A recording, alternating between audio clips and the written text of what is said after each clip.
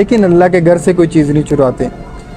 بنسبت ہمارے آپ کو زیادہ تبلیغ کی ضرورت ہے، لہٰذا آپ پہلے اپنے ملک میں تبلیغ کریں، اپنے ملک کے لوگوں میں شعور بانٹیں، اپنے ملک کے لوگوں کو قائل کریں دین اسلام پر، اور ان کو بتائیں کہ دین اسلام ہمیں کیا تعلیمات دیتا ہے۔ ماہ محرم کا مہینہ گزرا ہے تو دیکھا ہے محرم میں نا شیعہ حضرات کو میں نے خاص طور پہ دیکھا ہے، یہ کیونکہ یہ ماتم وغیرہ کرتے ہیں، تو ہمارے سامنے یہاں پہ مجلس ہوئی ہے تو وہ لوگ نا عصر اور مغرب کی نماز کا ٹائم ہوا تو دیکھو جیسے تھے ویسے ہی لگے ہوئے تھے، ان لوگوں نے نماز نہیں پڑھی۔ وہ جیسے تو ہمارے جو بزرگ تھے تبلیغی جماعت والے، انہوں نے وہ جوتا اٹھایا اپنا وضو کرنے کے بعد اور ساتھ لے کے اندر مسجد میں اور رکھ دیا کونے میں۔ تو وہاں کے لوگوں کے لیے یہ نئی چیز تھی، وہاں کے لوگوں کے لیے یہ الگ چیز تھی کہ اس طرح جوتا اٹھا کے کوئی اندر لے آیا ہے۔ تو نماز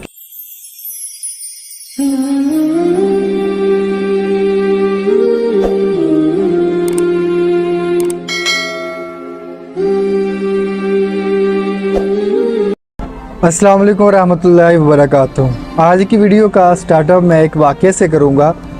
یہ واقعہ بے شک حقیقت نہ ہو، میں نے ایک تحریر پڑھی تھی تو یہ واقعہ حقیقت نہیں ہو سکتا، لیکن جو اس واقعے میں سبق دیا گیا ہے نا وہ حقیقت ہے، وہ ہمارے معاشرے میں ہوتا ہے۔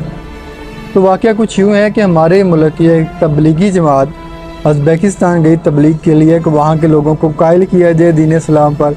اور جو غیر مسلم ہیں ان کو مسلمان کیا جائے اور اسلام کو پھیلایا جائے۔ وہ ازبیکستان میں گئی ہماری تبلیغی جماعت، تو وہاں پر ان کا سٹے ایک مسجد میں ہوا، مسجد میں ان کو رہنے کے لیے جگہ دی گئی۔ تو جو تبلیغ کے ساتھ لوگ جاتے ہیں تو ہمارے بزرگ پاکستانی تھے، انہوں نے بھی تبلیغ کے ساتھ تھے۔ وہ نماز کا وقت ہوا تو انہوں نے وضو کیا، وضو کرنے کے بعد جو ان کا جوتا تھا، جیسے ہمارے نہیں یہاں پہ ہوتا جوتا سمیٹ کے وہ اندر لے جاتے ہیں، جہاں پہ نماز پڑھنی ہو وہاں پہ رکھ دیتے ہیں، اپنے پاس ہی رکھ لیتے ہیں۔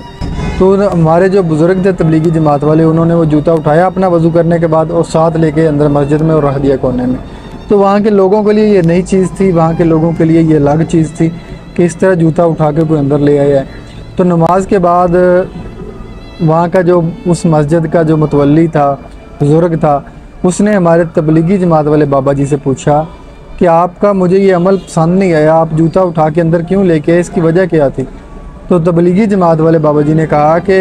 وہ ہم لوگ اپنے ملک میں نماز پڑھتے ہیں نا تو جوتے باہر رکھتے ہیں، جوتے اٹھا لیے جاتے ہیں، چوری ہو جاتے ہیں مسجد سے جوتے۔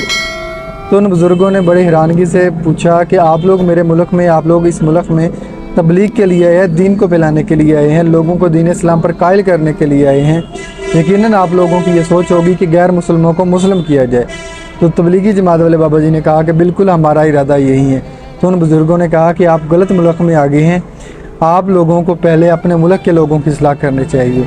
کیونکہ ہمارے ملک میں مسجدوں سے کوئی بھی چیز چوری نہیں کی جاتی، چھوٹی سے چھوٹی چیز بھی ہمارے یہاں مسجد سے چوری نہیں کی جاتی۔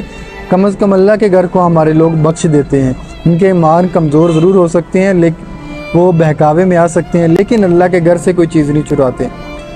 بنسبت ہمارے آپ کو زیادہ تبلیغ کی ضرورت ہے، لہٰذا آپ پہلے اپنے ملک میں تبلیغ کریں، اپنے ملک کے لوگوں میں شعور بانٹیں، اپنے ملک کے لوگوں کو قائل کریں دین اسلام پر، اور ان کو بتائیں کہ دین اسلام ہمیں کیا تعلیمات دیتا ہے۔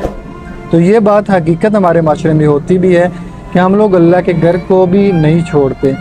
مسجد میں جو چندے کا باکس ہوتا ہے اس کو چوری کر لیتے ہیں لوگ، نماز جمعہ پڑھنے کے لیے آتے ہیں لوگ، وہ پردیسی ہوتے ہیں، پتہ نہیں کہاں سے لوگ آتے ہیں، چلو محلے کی الگ بات ہے، باہر سے لوگ آتے ہیں، ان کے جوتے چرا لیتے ہیں۔ وہ اپنے علاقے میں، اپنے ملک میں، اپنے شہر میں جا کے کیا کہے گا کہ فلاں شہر میں گیا تھا، وہاں اس شہر کے لوگ تو مسجد کو بھی نہیں چھوڑتے، جوتے چوری کر لیتے ہیں۔ ہم لوگوں کے ایمان اتنے پختہ ہیں، ہم لوگوں کے ایمان اتنے مضبوط ہیں، اور ہمارے ہاں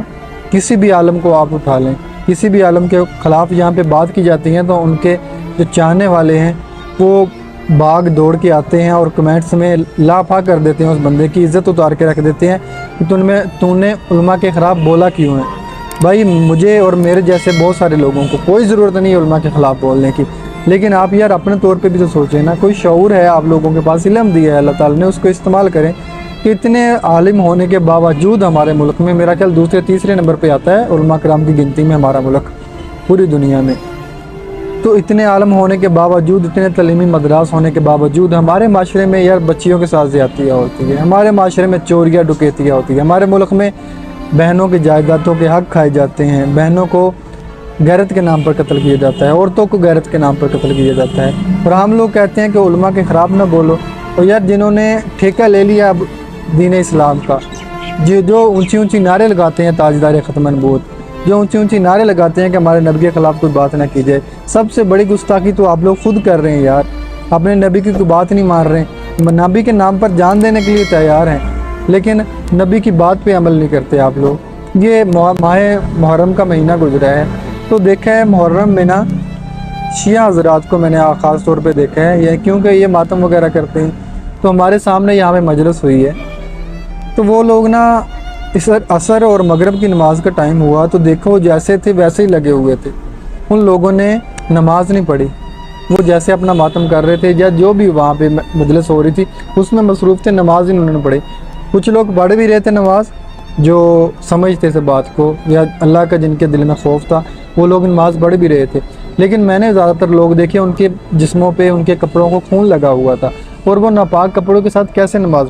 پڑھ سکتے تھے۔ اب ان لوگوں سے میرا سوال ہے، یار ہم لوگ امام حسین کے لیے جان دینے کے لیے تیار ہیں، لیکن ہم لوگ مقصد بھول گئے ان کا کہ انہوں نے جان کیوں دی تھی۔ انہوں نے نیزے پر قرآن پڑھ کے سنایا تھا، انہوں نے نماز نہیں قضا کی، نماز نہیں چھوڑی، چاروں طرف فوجیں تھیں لیکن انہوں نے پھر بھی نماز ادا کی۔ ہم لوگ ان کی یاد میں مجلسیں کرتے ہیں، ان کی یاد میں سبیلے لگاتے ہیں، لیکن جو اس مقصد کے لیے انہوں نے جان دی وہ کام نہیں کرتے، ہم لوگ نماز نہیں ہم لوگ ادا کرتے۔ یہ ہمارے ایمان ہے۔ خدا رہا یار اللہ کے رستے کی طرف آ جائیں، توبہ کر لیں، گناہوں سے بس کر دیں آپ لوگ اور شعور لے آئیں اپنے اندر، علم حاصل کریں، قرآن مجید خود ترجمے کے ساتھ پڑھیں، آپ کو کوئی سمجھ ہے، آپ کو کوئی پتہ چلے کہ دین اسلام کیا کہتا ہے، ہمارا رب ہم سے کیا بات کر رہے ہیں۔ اب یہاں پہ چھوٹی سی بات میں آپ سے لوگوں سے ایک اور کرنا چاہتا ہوں اپنے طور پہ۔ میرے معاشرے میں ایک چیز اور پائی جاتی ہے کہ یہاں پہ گناہ گار کو گناہ گار کہہ کے مار دیا جاتا ہے، اس کو دین اسلام کی طرف آنے کی دعوت نہیں دی جاتی۔ یہاں پہ اگر کوئی نشئی بندہ، کوئی برا بندہ بیٹھا ہوا ہے نا، تو ہمارے ہاں کنسیپٹ یہ ہے کہ اگر اس کے ساتھ کوئی بندہ بیٹھ جائے نا تو کہتے ہیں یہ بھی اسی طرح کا ہے، یہ بھی گناہ گار ہے، یہ بھی اس کے ساتھ مل کے غلط کام کرتا ہوگا جو اس کے ساتھ بیٹھے ہیں۔ یار ایک گناہ گار کے پاس ہم نے نہیں بیٹھنا، اس کو سمجھانا نہیں ہے تو اس کی اصلاح کس نے کرنی ہے؟ اب میں اپنے آپ کو اچھا کہتا رہا ہوں، 100 بار میں اچھا کہتا رہا ہوں، میری ذات سے کسی مسلمان کو فائدہ نہیں پہنچ رہا، میرے معاشرے کے کسی بندے کو فائدہ نہیں پہنچ رہا، میری اچھائی کسی نے چولہے میں ڈالنی ہے۔ جب تک میں کسی کے ساتھ اچھائی نہیں کر رہا، کسی کی اصلاح نہیں کر رہا، کسی کو دین اسلام کی طرف آنے پر قائل نہیں کر لیتا، تو میرے نیک ہونے کا یا میرے اچھا ہونے کا کوئی فائدہ نہیں ہے۔ اور آپ لوگ ہر وقت نیک ہونے کا راگ نہ لاپتے رہا کرے کہ میں جی بہت نیک ہوں، میں بہت اچھا کام کرتا ہوں، میں 5 وقت کی نماز پڑھتا ہوں۔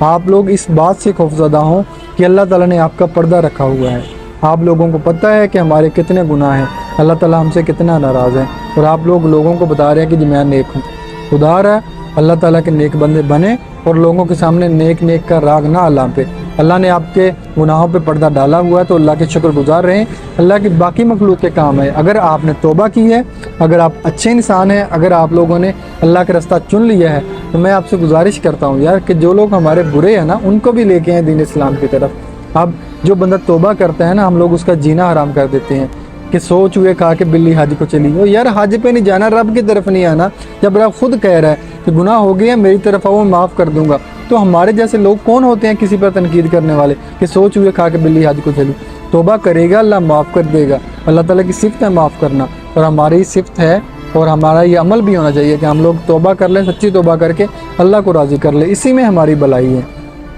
تو خدا را آپ اگر اچھے بن چکے ہیں تو آس پاس کے لوگوں کو بھی اصلاح کریں، ان کو اچھائی کرنے پر قائل کریں۔ اور میں یہ کہتا ہوں، بار بار اپنی ویڈیوز میں بات بیان کرتا ہوں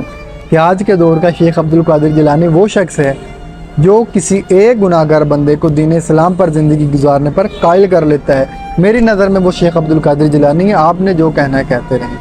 لیکن آج اگر کوئی اچھا مسلمان بنتا ہے، کسی بھائی کو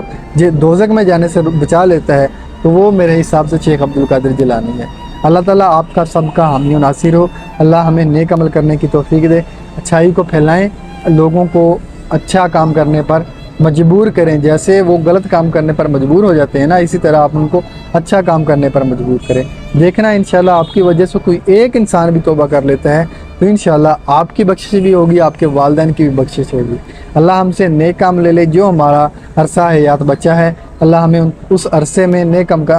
کام کرنے کی توفیق دے، اور اللہ ہمارے دلوں میں اپنے محبوب کی محبت پیدا کر دیں۔ اپنا بہت زیادہ خیال رکھیں، جزاک اللہ خیر۔